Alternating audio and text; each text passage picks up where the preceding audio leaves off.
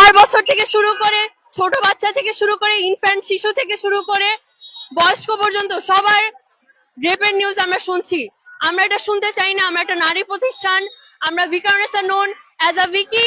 We want justice for all those women and আমরা এই rape কালচারকে বন্ধ করতে চাই এবং আমরা চাই যে বাংলাদেশের মতো ভালো একটা গভর্নমেন্ট আমাদের এই আমাদের দাবি এটা মানবে এবং আমাদের নারীদের পাশে দাঁড়াবে।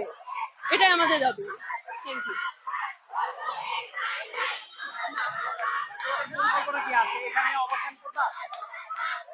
জি, আমরা যেহেতু একটা নারী প্রতিষ্ঠান, ভিকারুন্নেসা একটা নামকরা প্রতিষ্ঠান, আমরা চাচ্ছি যে আমাদের এই ছোট প্ল্যাটফর্ম থেকে আমরা অ্যাওয়ারনেস ক্রিয়েট করি এবং আমরা দেশের সবাইকে জানাতে পারি যে রেপ জিনিসটা রিয়েল এবং সব বয়সী মানুষ, সব বয়সী মহিলাদের সাথে এটা হতে পারে। তাই আমাদের এখনই অ্যাওয়ার হওয়া উচিত আর গভর্নমেন্টের এখানে সঠিক পদক্ষেপ নেওয়া উচিত এই ব্যাপারে। ঠিকই তো বল।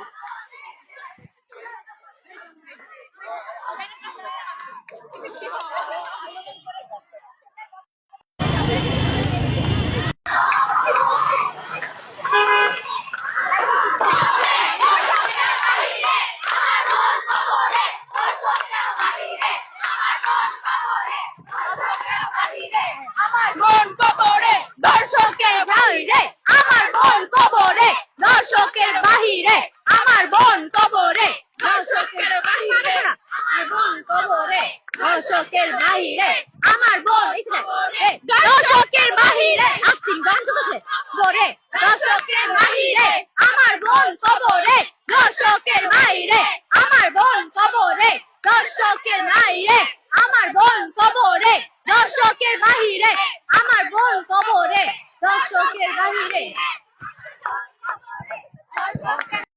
বলেন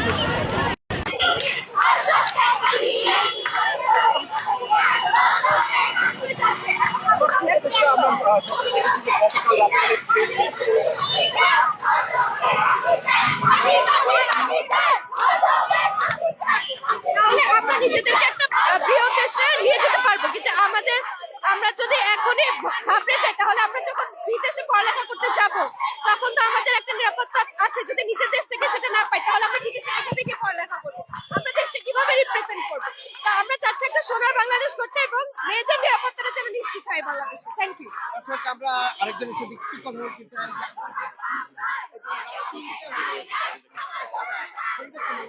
এবং পরিস্থিতির যে কি অবস্থান সেটা তিনি ব্যাখ্যা করেছেন এবং আসলে আপনাদের এই প্রতিক্রিয়া কি বলবেন? রাত ৩টায় সংবাদ সম্মেলন। রাত ৩টায় সংবাদ সম্মেলনটা হওয়ার ঠিক হয়নি, আমাদের আরো আগে হওয়া উচিত ছিল। যেহেতু প্রতি ৭২ ঘন্টায় প্রায় ৯২ থেকে ৯৩ জন নারী আমরা ধর্ষণ হচ্ছি, এটা কিন্তু সহজ কোনো কথা নয়। ৭২ ঘন্টায় এটা আমরা গড় করেছি এবং যদি আমরা আরো বেশি করে ধরতে চাই প্রতি ১ ঘন্টায় ৮ জন নারী আমরা ধর্ষণ হচ্ছি, এটা বাংলাদেশের জন্য খুবই লজ্জাজনক। আর সবচেয়ে বড় কথা হচ্ছে মেয়েরা ঘরে কেন থাকবে, মেয়েরা বাইরে বের হবে, মেয়েরা কেন রাতে সেফ থাকবে না? আমরা কেন এরকম ছেলে সমাজ গঠন করবো যেখানে মেয়েরাই সেফ না? আমরা নারী, আমাদের থেকে বাচ্চা সন্তান হয়, তাহলে আমরা কেন সেফ না? যেখানে আমরা জন্ম থাকছি, আমরা যেখানে জন্ম দিচ্ছি, তাহলে আমরা কেন সেফ থাকবো না?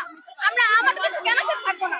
আমাদের সেফ থাকার জন্য আমরা চাচ্ছি সরকারকে যথাযথভাবে কোন ধরনের আইন শৃঙ্খলা আওতায় আনতে। আর যারা ধর্ষণকারী তাদেরকে শুধুমাত্র ফাঁসি দিয়ে, আমরা ফাঁসিতে চাই, কিন্তু কথা তাদেরকে অত্যাচার, কষ্ট, নিপীড়ন, যতটা আমাদের বোনেরা কষ্ট করেছে, যতটা আমাদের বোনেরা ধর্ষণ হওয়ার সময় কষ্ট পেয়েছে, আমরা চাই তার চেয়ে বেশি যেন তারা পায়, তার চেয়ে বেশি যেন তারা কষ্ট পায়। তারা বুঝতে পারুক আসলে মেয়েদের কিছু কষ্টটা হয় যখন ধর্ষণ করে। তারা তো বুঝে না, তারা তো করতেই থাকে ধর্ষণ, তারা তো বুঝতে পারে না। আমাদের মা বোনের আজকে আমার বাসার সামনে ধর্ষণ হয়ে গেছে, কালকে আমি হতে পারি, কালকে আমার মা হতে পারে, কার কি গ্যারান্টি? আমরা এই জন্য আজকে বলতে চাচ্ছি সবাই সেফ থাকতে হবে এবং আমার সরকারের কাছে একটাই আদেশ, কর্তব্য, আরে ভাই একটাই কথা যে আমরা সবাই বলতেছি যে প্লিজ নারীদের সেফটির জন্য আপনারা সবাইকে আইনের আওতা আনুন। পুলিশরা যেন আমাদেরকে অনেক আইন শৃঙ্খলার মধ্যে রাখতে পারে, ধর্ষণকারীরা যেন কোন রকম ভাবে পালিয়ে যেতে না পারে। তাদেরকে ফাঁসি না, তাদেরকে আমরা অনেক খবরে দেখেছি তাদেরকে জুলুম করে তাদেরকে বের করে দেওয়া হয়েছিল। না, আমাদের ফাঁসি চাই, ফাঁসি চাই, ফাঁসি চাই, ফাঁসি চাই। আসলে আমরা চাই যে আসলে আমরা দেখছি স্বরাষ্ট্র উপদেষ্টার পদত্যাগে নানা গুঞ্জন চলছে, আপনারা কি দাবি জানাচ্ছেন? আমি ভিকারুন্নেসা ক্লাস 11 ইন্টার ফার্স্ট ইয়ারে পড়ি হিউম্যানিটিসে, বাট এখন যে দিনকাল বাসা থেকে বের হওয়া যায় না। আমি বিকারণে চান্স পাওয়ার পর নারায়ণগঞ্জ থেকে ডেইলি 2 ঘন্টা জার্নি করে আমি আজকে 11টা বাজে রওনা দিছি। আমি এখানে 1টা বাজে আসছি। 2 ঘন্টা জার্নি করে আমি এখানে পড়তে আসি। বাসায় যেতে যেতে আমার সন্ধ্যা হয়ে যায়। আমি কিভাবে সেফটি পাবো যে নারায়ণগঞ্জে এত দূরে যাওয়ার পর আমি সেফটি যাব? আমার বাবা মা কোন আশা আমাকে এত দূরে ছাড়বে? তো আমরা যখন অগস্ট মাসে আমরা বিক্ষোভ করি, আমাদের এগুলো সব মিলে এগুলো আন্দোলন ছিল, বাট তারা কিছু রাখে কিছু রাখে না। আমাদের তো এই দাবি ছিল না। আমরা সবাই মিলে এই দেশের যে মানে বিক্ষোভকারী যে ছাত্র আন্দোলন ছিল, এদের কারণে আজকে আমাদের বাংলাদেশ স্বাধীন, অথচ মেরে আজকে স্বাধীন না।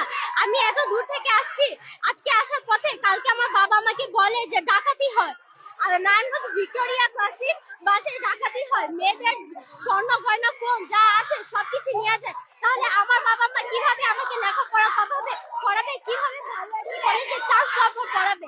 আমি শুধু সেটা প্রধান উদ্দেশ্য